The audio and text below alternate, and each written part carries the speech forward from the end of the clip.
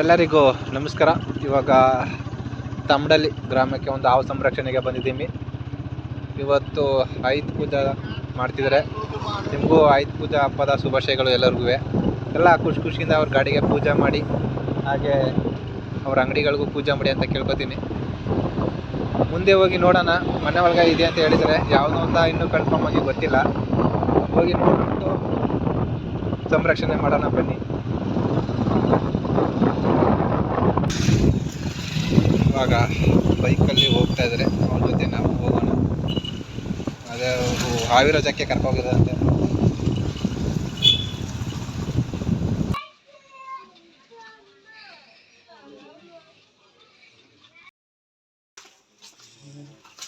ಎಲ್ಲೈತೆ?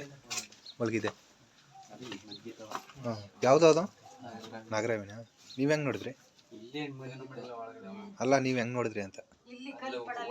ಹೊರಗಡೆಯಿಂದ ಬಂದಿರೋದು. ಹಾಂ ಹಾಂ ಹಾಂ.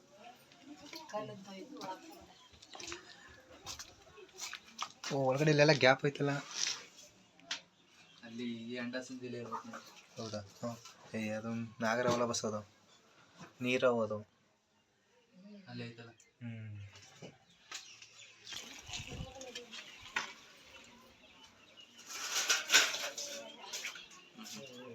ಒಳಕ್ಕೆ ಹೋಯ್ತಾ